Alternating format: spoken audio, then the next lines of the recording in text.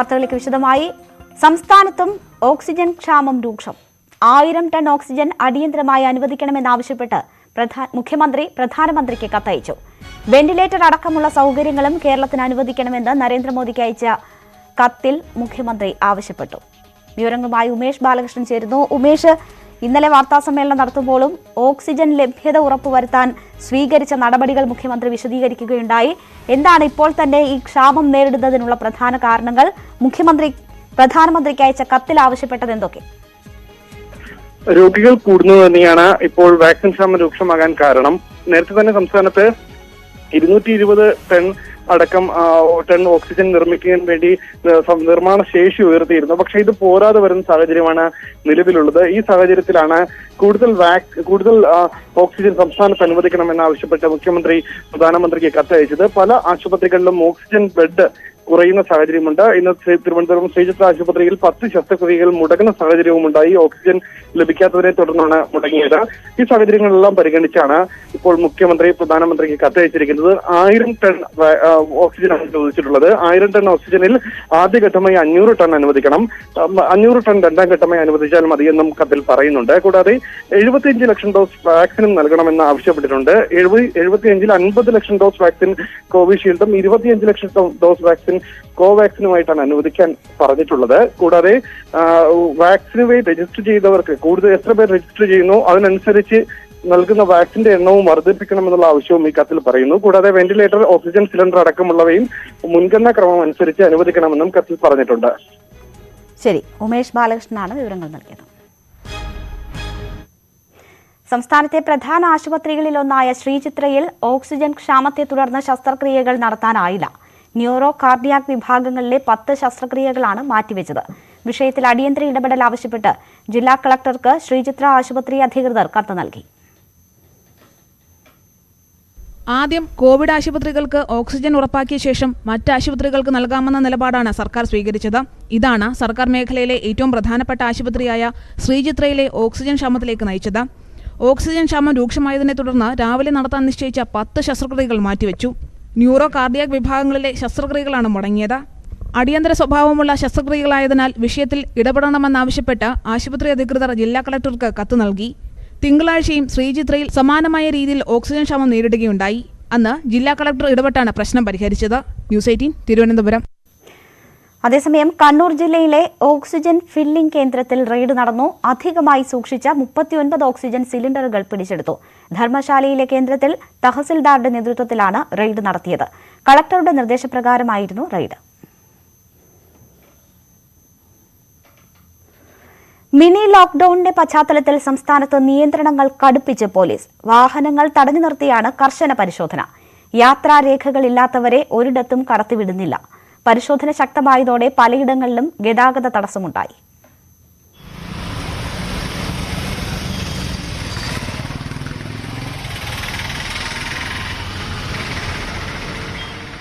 Covid രണ്ടാം വ്യാപനം രൂക്ഷമായ പശ്ചാത്തലത്തിലാണ് പോലീസ് നിയന്ത്രണങ്ങൾ കർശനമാക്കിയത്. രാവിലെ മുതൽ സംസ്ഥാനത്ത് വ്യാപകമായി പോലീസ് പരിശോധനകൾ ആരംഭിച്ചു. അവശ്യ സർവീസുകളുമായി ബന്ധപ്പെട്ടവർക്കും അവശ്യ സാധനങ്ങൾ വാങ്ങാൻ ഇറങ്ങിയവർക്കും മാത്രമാണ് ഇളവ് നൽകിയത്. പരിശോധന കർശനമാക്കിയതോടെ തിരുവനന്തപുരം നഗരത്തിലേക്ക് പ്രവേശിക്കുന്ന വഴയില, പാപ്പനംകോട്, പട്ടം എന്നിവിടങ്ങളിൽ മണിക്കൂറുകളോളം ഗതാഗതം തടസ്സപ്പെട്ടു. യാത്രക്കാർ ഓരോ ആവശ്യത്തിന് വേണ്ടി വരണവരല്ലേ, അവരെങ്ങനെ ബുദ്ധിമുട്ടിക്കേണ്ടില്ലായിരുന്നു. ചുമ്മാ ജനങ്ങളെ ബുദ്ധിമുട്ടിക്കുന്ന ഒരു ആവശ്യമില്ല. കംപ്ലീറ്റ് ലോക്ക്ഡൌൺ ആക്കിയിരുന്നു. ചുമ്മാ സാധാരണക്കാരെ പിടിച്ച് ഒന്നാകപ്പെട്ടു മൈലേജ് പോലും ഇല്ല. ഇട്ടുകൊണ്ടിരുന്ന വില കൂടുതലാണ്. ചുമ്മാ ആൾക്കാരെ പറ്റിക്കാൻ വേണ്ടി കംപ്ലീറ്റ് ഒന്നേ അടച്ചില്ല. കംപ്ലീറ്റ് ലോക്ക്ഡൌൺ ആക്കി. എറണാകുളത്തും കർശന നിയന്ത്രണങ്ങളാണ് നടപ്പിലാക്കുന്നത്. ഇളവുകൾക്ക് അർഹതയില്ലാത്ത കടകൾ പൂർണ്ണമായി അടഞ്ഞുകിടന്നു. പരിശോധന തുടരുമെന്നും അനാവശ്യമായി പുറത്തിറങ്ങുന്നവർക്കെതിരെ നടപടിയെടുക്കുമെന്നും പോലീസ് അറിയിച്ചു. കോഴിക്കോട് നഗരത്തിലെ പ്രധാന സ്ഥലങ്ങളിലെല്ലാം വാഹന പരിശോധന ഊർജിതമാക്കിയിട്ടുണ്ട്. അനാവശ്യമായി നിരത്തിലിറങ്ങുന്നവർക്ക് പോലീസ് പിഴയിടുന്നുണ്ട്.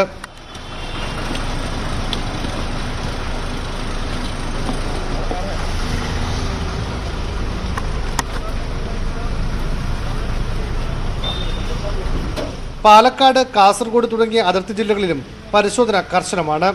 വരും ദിവസങ്ങളിലും കർശന പരിശോധന തുടരാനാണ് പോലീസ് തീരുമാനം. കൊച്ചി, കോഴിക്കോട് ബ്യൂറോകൾക്കൊപ്പം ന്യൂസ് 18 തിരുവനന്തപുരം.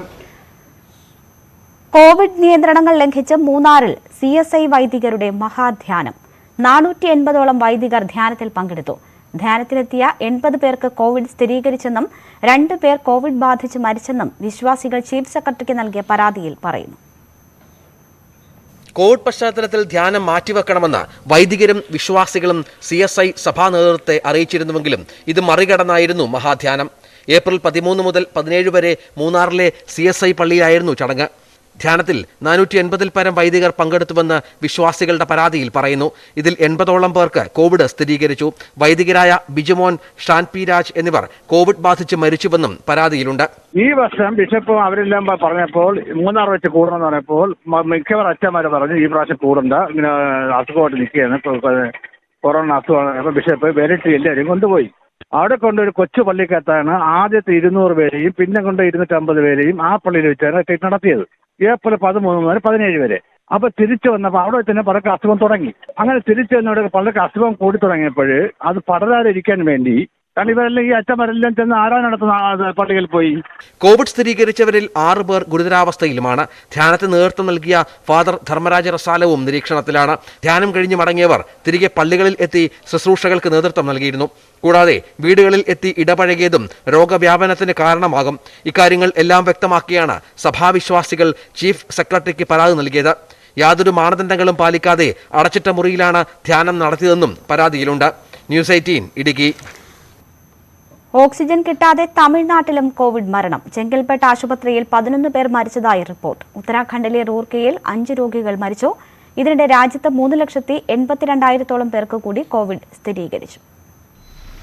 തമിഴ്നാട്ടിലും ഉത്തരാഖണ്ഡിലുമായി 16 പേരാണ് ഓക്സിജൻ കിട്ടാതെ ഇന്ന് മരിച്ചത്. തമിഴ്നാട്ടിൽ ചെങ്കൽപ്പെട്ട് ഗവൺമെന്റ് ആശുപത്രിയിലായിരുന്നു ദാരുണാന്ത്യം. ചികിത്സയിലുണ്ടായിരുന്ന 11 പേരും ഓക്സിജൻ കിട്ടാതെ മരിച്ചുവെന്നാണ് റിപ്പോർട്ട്. രാവിലെയാണ് മരണവിവരം പുറത്തുവരുന്നത്.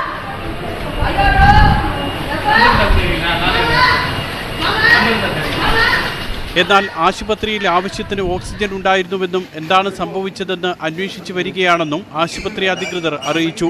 സംഭവത്തെക്കുറിച്ച് അന്വേഷിക്കാൻ മുഖ്യമന്ത്രി എടപ്പാടി പളനിസ്വാമിയും നിർദ്ദേശം നൽകിയിട്ടുണ്ട്. ഹരിദ്വാറിലെ റൂർക്കി ആശുപത്രിയിൽ സ്ത്രീ അടക്കം 5 പേരാണ് ഓക്സിജൻ കിട്ടാതെ മരിച്ചത്.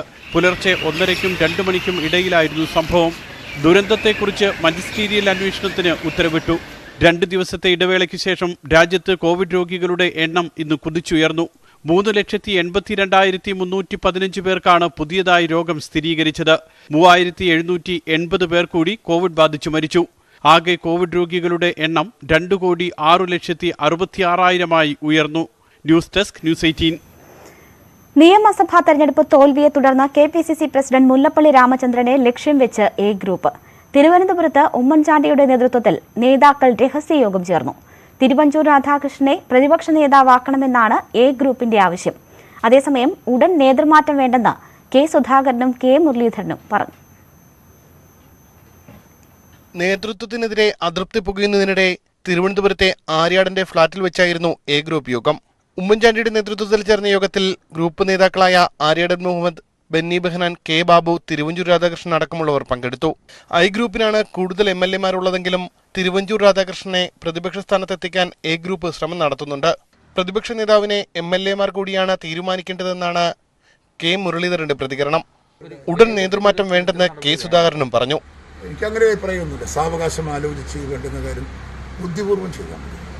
തിരക്കിട്ട് നീക്കേണ്ട കാര്യമൊന്നുമില്ല. തെരഞ്ഞെടുപ്പ് തോൽവിയിൽ സംഘടനാ തലത്തിൽ വീഴ്ചയുണ്ടായെന്നും ഒരാളെ മാറ്റി മറ്റൊരാളെ കൊണ്ടുവന്നിട്ട് കാര്യമില്ലെന്നും കെ മുരളീധരൻ. സംഘടനാപരമായിട്ട് വീഴ്ചയുടെ അടിത്തട്ടില് പാർട്ടി പ്രവർത്തകരുടെ അഭാവങ്ങൾ ഉണ്ടായിട്ടുണ്ട്. അതൊക്കെ പരിഹരിക്കണം. അതാ ഞാൻ പറഞ്ഞത്, ഒരുപാട് പെട്ടെന്ന് ഇന്നോ നാളെ എടുത്ത് ഒരു X മാറി Y വന്നിട്ട് കാര്യമില്ല. അണികൾ ഉൾപ്പെടെയുള്ള ശക്തമായിട്ടുള്ള സംവിധാനം താഴെ തട്ടിലുണ്ടാകണം. അതിനുള്ള മാർഗങ്ങളെ കുറിച്ചാണ് ആലോചിക്കുന്നത്. നേതൃത്വത്തിനെതിരെ വിമർശനവുമായി AV ഗോപിനാഥ് അടക്കമുള്ളവരും രംഗത്തെത്തി. എന്റെ വ്യക്തിപരമായ അഭിപ്രായം, ഇന്നത്തെ നിലയ്ക്ക് ഗ്രൂപ്പ് രാഷ്ട്രീയത്തിന് അതീതമാണ്. ഒരു ഗ്രൂപ്പിനും വഴങ്ങാത്ത രീതിയിൽ എല്ലാ ഗ്രൂപ്പുകാരുടെയും അഭിപ്രായം കേൾക്കുകയും അതനുസരിച്ച് പ്രവർത്തിക്കാതിരിക്കുകയും ചെയ്യുന്ന ശക്തമായ താഴേക്കടയിലെ പ്രവർത്തകർ ഇഷ്ടപ്പെടുന്ന ഒരു നേതാവ് വരണം. അത് ഞാൻ എന്ന് എൻ്റെ വ്യക്തിപരമായി ആരും ഞാൻ ബാധകനാക്കാൻ, എൻ്റെ സ്വന്തമായ അഭിപ്രായം കെ സുധാകരൻ കേരള പ്രദേശ് കോൺഗ്രസ് കമ്മിറ്റിയുടെ പ്രസിഡന്റ് ആകണം എന്നാണ്. പ്രവർത്തകർ ഇഷ്ടപ്പെടുന്നൊരു നേതൃത്വമാണ് കെ സുധാകരൻ. അദ്ദേഹത്തിൻ്റെ ശൈലി, അദ്ദേഹത്തിൻ്റെ രൂപം, അദ്ദേഹത്തിൻ്റെ നിലപാടുകൾ ഇതെല്ലാം കേരളത്തിലെ സാധാരണ കോൺഗ്രസ് പ്രവർത്തകർ അംഗീകരിക്കുന്നതാണ്.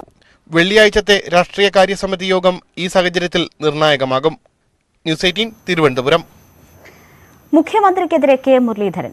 ബിജെപിക്ക് വോട്ട് കുറഞ്ഞതിലാണ് മുഖ്യമന്ത്രിക്ക് ഏറ്റവും കൂടുതൽ ദുഃഖമെന്ന് കെ മുരളീധരൻ. ബിജെപി കേരളത്തിൽ ഇല്ലാതാകണം എന്നല്ല പിണറായി വിജയൻ ആഗ്രഹിക്കുന്നത്. UDF-നെ തകർക്കാനുള്ള ഒരു വടിയെന്ന നിലയിൽ ബിജെപിയെ കാണുന്നു എന്നാണ് മുഖ്യമന്ത്രിയുടെ ആദ്യ വാർത്താസമ്മേളനം സൂചിപ്പിക്കുന്നത്. തെരഞ്ഞെടുപ്പ് വിജയിക്കുമ്പോൾ വിനയം കാണിക്കുന്നതിന് പകരം പ്രതിപക്ഷത്തെ ചീത്ത വിളിക്കുകയാണ് മുഖ്യമന്ത്രി ചെയ്തതെന്നും കെ മുരളീധരൻ കുറ്റപ്പെടുത്തി. കേരള മുഖ്യമന്ത്രിയായി പിണറായി വിജയനെ CPM പോളിറ്റ് ബ്യൂറോ യോഗം ഇന്ന് നിർദ്ദേശിക്കും. മന്ത്രിസഭാ രൂപീകരണത്തിന് ഇടതുമുന്നണിയിൽ ഉഭയകക്ഷി ചർച്ചയും തുടരുകയാണ്. CPI സംസ്ഥാന സെക്രട്ടറി കാനം രാജേന്ദ്രനുമായി CPM നേതൃത്വം ചർച്ച നടത്തി.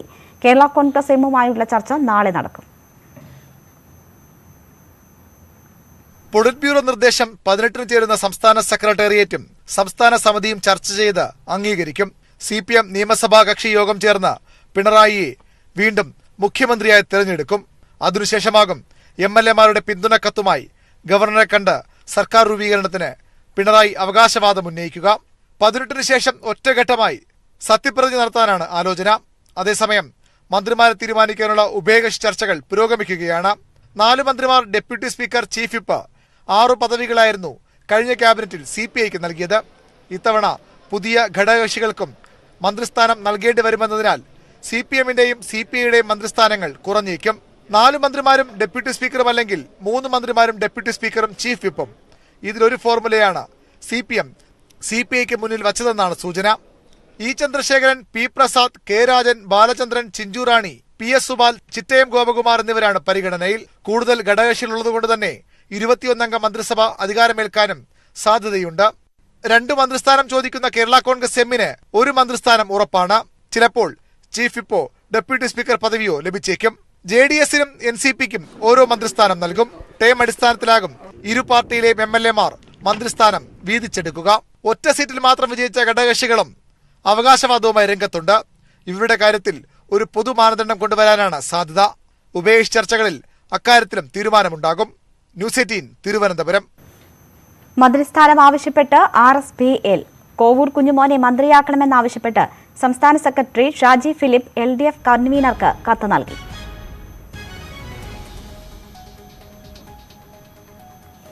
വിവരങ്ങളുമായി VV വിനോദ് ചേരുന്നു. വിനോദ്, ഒറ്റ അംഗങ്ങൾ മാത്രമുള്ള ഘടകകക്ഷികൾക്ക് മന്ത്രിസ്ഥാനം വേണ്ട എന്നാണ് ഇപ്പോഴുള്ള ധാരണയെന്നാണ് മനസ്സിലാക്കുന്നത്. ഏത് സാഹചര്യത്തിലാണ് ഇങ്ങനെ ഒരു ആവശ്യം RSPL മുന്നോട്ട് വയ്ക്കുന്നത്? Renuka, LDF convener A. വിജയരാഘവനാണ് ഇപ്പോൾ RSPL സംസ്ഥാന സെക്രട്ടറി കത്ത് നൽകിയിട്ടുള്ളത്. കോവൂർ കുഞ്ഞുമോനെ മന്ത്രിയാക്കണമെന്നാണ് ആവശ്യം.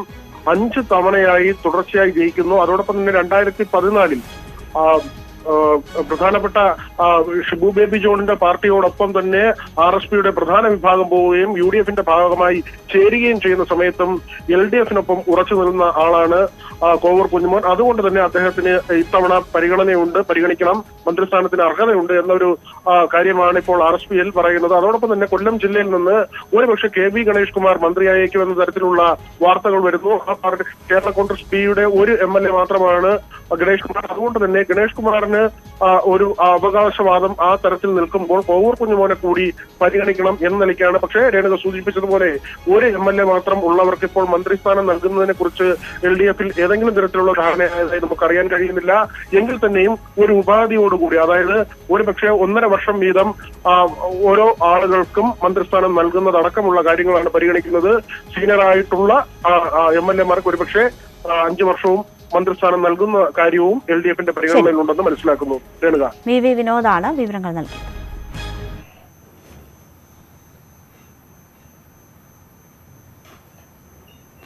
തൃപ്പൂണിത്തുറയിൽ M. സ്വരാജിന്റെ തോൽവിയിൽ CPM ഹൈക്കോടതിയിലേക്ക്. K. ബാബു തെരഞ്ഞെടുപ്പിൽ ജയിച്ചത് ചട്ടങ്ങൾ ലംഘിച്ചെന്ന് ആരോപിച്ചാണ് നീക്കം. മണ്ഡലത്തിലെ 1071 പോസ്റ്റൽ ബാലറ്റുകൾ എണ്ണിയില്ല എന്നതും കോടതിയുടെ ശ്രദ്ധയിൽപ്പെടുത്തുമെന്ന് LDF ജില്ലാ കൺവീനർ C. സുന്ദരൻ പറഞ്ഞു. ശബരിമല ഐതിഹ്യം സംബന്ധിച്ച് M. സ്വരാജ് നടത്തിയതായി പറയുന്ന പ്രസംഗം മണ്ഡലത്തിൽ ഉടനീളം ഉപയോഗിക്കുകയും വർഗീയ വിദ്വേഷം വളർത്തുന്ന രീതിയിൽ അത് പ്രചരിപ്പിക്കുകയും ചെയ്തുവെന്നാണ് CPM ആരോപിക്കുന്നത്. ഇതോടൊപ്പം തന്നെ ശബരിമല കർമ്മസമിതിയുടെ പേരിലും വ്യാജ പോസ്റ്ററുകൾ പ്രത്യക്ഷപ്പെട്ടു. ഇതെല്ലാം വിജയത്തിനു വേണ്ടി കെ ബാബു ഉപയോഗപ്പെടുത്തിയെന്നും അയ്യപ്പന്റെ പേര് പറഞ്ഞ് വോട്ട് പിടിച്ചെന്നും ഇടതുമുന്നണി കൺവീനർ CN സുന്ദരൻ ആരോപിക്കുന്നു.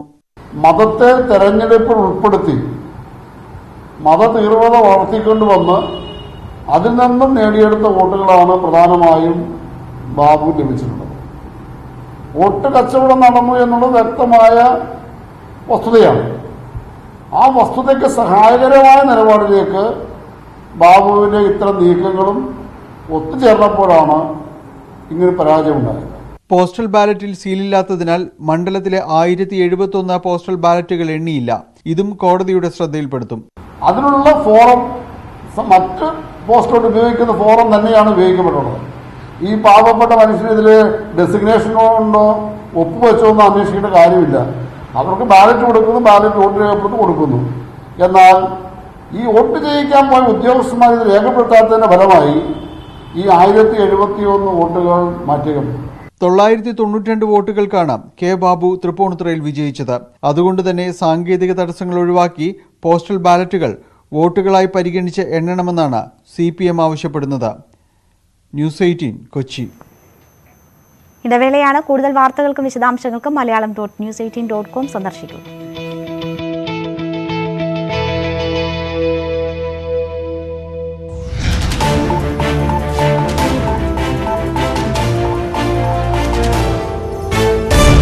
വാർത്തകൾ തുടരുന്നു. സംവരണം ഒരു കാരണവശാലും 50% മുകളിലാവരുതെന്ന് സുപ്രീംകോടതി. 50% മുകളിൽ സംവരണം നൽകേണ്ടുന്ന അസാധാരണ സാഹചര്യം രാജ്യത്തില്ല എന്നും കോടതി വ്യക്തമാക്കി. സംവരണ വിഭാഗങ്ങളെ നിശ്ചയിക്കാനുള്ള കേന്ദ്ര അധികാരം ഭരണഘടനാനുസൃതമാണെന്നും ജസ്റ്റിസ് അശോക് ഭൂഷന്റെ അധ്യക്ഷതയിലുള്ള 5-അംഗ ഭരണഘടനാ ബെഞ്ച് വിധി പ്രസ്താവിച്ചു. പശ്ചിമ ബംഗാളിൽ മമതാ ബാനർജി മുഖ്യമന്ത്രിയായി സത്യപ്രതിജ്ഞ ചെയ്തു. ഗവർണർ ഭഗത് സിംഗ് കോഷിയാരി സത്യവാചകം ചൊല്ലിക്കൊടുത്തു. 10:45 കൊൽക്കത്ത രാജ്ഭവനിൽ നടന്ന ചടങ്ങിൽ 67 പേർ പങ്കെടുത്തു. മന്ത്രിസഭയിലെ മറ്റ് അംഗങ്ങൾ ആരും സത്യപ്രതിജ്ഞ ചെയ്തില്ല. 3-ാം തവണയാണ് മമതാ ബാനർജി ബംഗാൾ മുഖ്യമന്ത്രിയാകുന്നത്. തുടർച്ചയായി 3 തവണ മുഖ്യമന്ത്രി പദത്തിലെത്തുന്ന 2ാമത്തെ വനിതയാണ് മമത. ചടങ്ങിൽ ഇന്ത്യൻ ക്രിക്കറ്റ് ടീം മുൻ ക്യാപ്റ്റൻ സൗരവ് ഗാംഗുലി മുഖ്യാതിഥിയായിരുന്നു.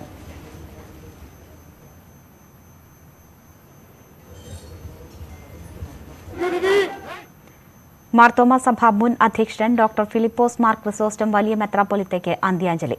കുമ്പനാട്ടെ സ്വകാര്യ ആശുപത്രിയിൽ പുലർച്ചെയായിരുന്നു അന്ത്യം. ലോകത്തിന്റെ ഏറ്റവും പ്രായം കൂടിയ ബിഷപ്പ്, ക്രൈസ്തവ സഭകളിൽ ഏറ്റവും കൂടുതൽ കാലം ബിഷപ്പായി പ്രവർത്തിച്ച പുരോഹിതൻ തുടങ്ങി നിരവധി സവിശേഷതകളുണ്ടായിരുന്നു വലിയ മെത്രാപ്പൊലിത്തയ്ക്ക്. സംസ്കാരം നാളെ ഉച്ചയ്ക്ക് 3 മണിക്ക് തിരുവല്ലയിലെ സഭാ ആസ്ഥാനത്ത് നടക്കും. അന്തിമോപചാരം അർപ്പിക്കാൻ പരിമിതമായ ആളുകൾക്ക് മാത്രമാണ് സൗകര്യം ഒരുക്കുകയെന്ന് മാർത്തോമ സഭാ നേതൃത്വം അറിയിച്ചു. ശശിനാരായണൻ ചേരുന്നു. ശശിനാരായണൻ, എന്തൊക്കെയാണ് വിവരങ്ങൾ?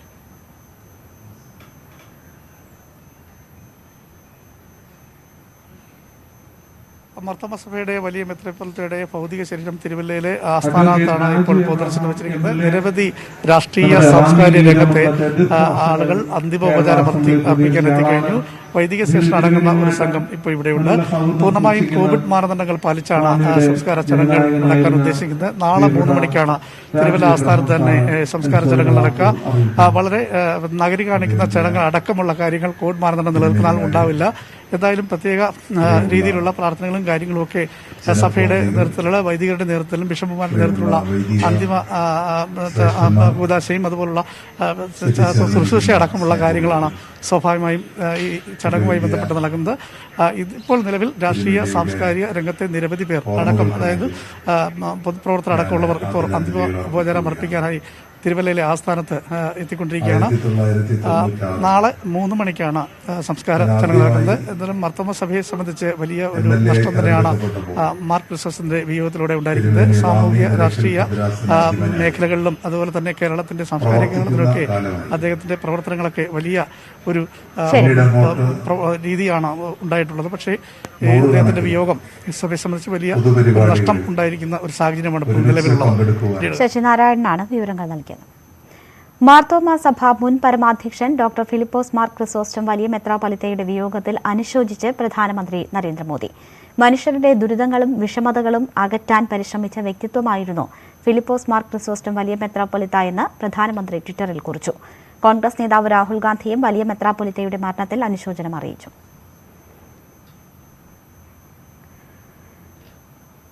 നിര്യാണത്തിൽ അനുശോചനം അറിയിച്ച് ഗവർണർ ജനങ്ങളുടെ ഉന്നമനത്തിനായി പ്രവർത്തിച്ച വ്യക്തിയായിരുന്നു വലിയ മെത്രാപ്പൊലീത്ത. ചെറുപുഞ്ചിരിയോടെ ആത്മീയ ചിന്തകൾ ജനങ്ങളിലേക്ക് എത്തിച്ച വ്യക്തിയായിരുന്നു ഫിലിപ്പോസ് മാർ ക്രിസോസ്റ്റം എന്ന് ഗവർണർ ആരിഫ് മുഹമ്മദ് ഖാനും ട്വിറ്ററിൽ കുറിച്ചു. വലിയ മെത്രാപ്പൊലീത്തയുടെ വിയോഗത്തിൽ മുഖ്യമന്ത്രി പിണറായി വിജയനും അനുശോചിച്ചു. പൗരോഹിത്യത്തെ ജനജീവിതത്തിന്റെ ഉന്നമനത്തിന് എങ്ങനെ ഫലപ്രദമായി ഉപയോഗിക്കാമെന്ന് തെളിയിച്ച തിരുമേനിയായിരുന്നു അദ്ദേഹമെന്ന് മുഖ്യമന്ത്രി അനുശോചനക്കുറിപ്പിൽ പറഞ്ഞു. സിറോ മലബാർ സഭ ആർച്ച് ബിഷപ്പ് മാർ ജോർജ് ആലഞ്ചേരിയും അനുശോചിച്ചു. മാനുഷികതയും ദൈവികതയും നിറഞ്ഞു നിന്ന സഭാശ്രേഷ്ഠനായിരുന്നു ഫിലിപ്പോസ് മാർ ക്രിസോസ്റ്റം വലിയ മെത്രാപ്പൊലീത്ത എന്ന് മാർ ജോർജ് ആലഞ്ചേരി പറഞ്ഞു.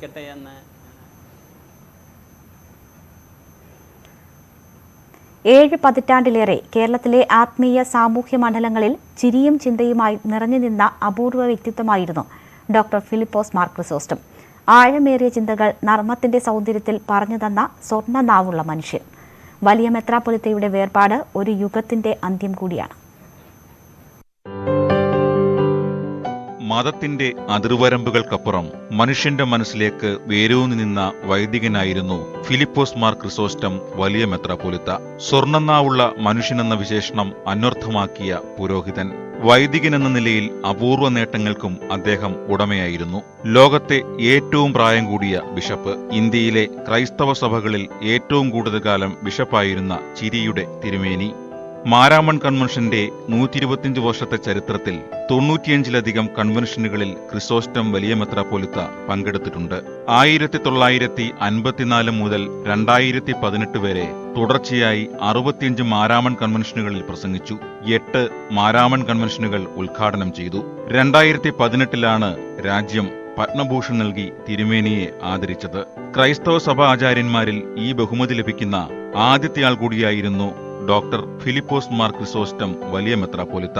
പത്തനംതിട്ട ജില്ലയിലെ ഇരവിപേരൂർ കലകമണ്ണിൽ KE ഉമ്മൻ കശീശായുടെയും ശോശാമ്മയുടെയും മകനായി 1918 ഏപ്രിൽ 27 ജനനം. ആലുവ UC കോളേജിലടക്കം പഠനം. 1947 വൈദിക വൃത്തിയിൽ പ്രവേശിക്കുന്നത്. 1953 മെയ് 21 റംബാനായ അദ്ദേഹം ആ വർഷം തന്നെ മാർത്തോമാ സഭയിൽ എപ്പിസ്കോപ്പയായും അഭിഷിക്തനായി. ഇതോടെയാണ് ജോൺ ക്രിസോസ്റ്റം എന്ന വിശുദ്ധന്റെ പേര് സ്വീകരിക്കുന്നത്. ഡോക്ടർ അലക്സാണ്ടർ മെത്രാപ്പൊലീത്ത സ്ഥാനമൊഴിഞ്ഞതോടെ 1999 ഒക്ടോബർ 23 സഭയുടെ അമരക്കാരനായി. 2007 ഒക്ടോബർ 2 വലിയ മെത്രാപ്പൊലീത്ത സ്ഥാനം ഏറ്റെടുത്തു. 2 വർഷത്തിലധികമായി കുമ്പനാട് ഫെലോഷിപ്പ് ആശുപത്രിയിലെ പ്രത്യേക മുറിയിലായിരുന്നു താമസം. വലിയ മെത്രാപ്പൊലീത്ത വിട പറയുമ്പോൾ ഇങ്ങനെ ഒരു മഹാമനുഷ്യൻ ജീവിച്ചിരുന്നുവെന്ന് അത്ഭുതത്തോടെ ഇനി കാലം ഓർക്കും. News desk, news 18. News updates പൂർണ്ണമാകുന്നു. നമസ്കാരം.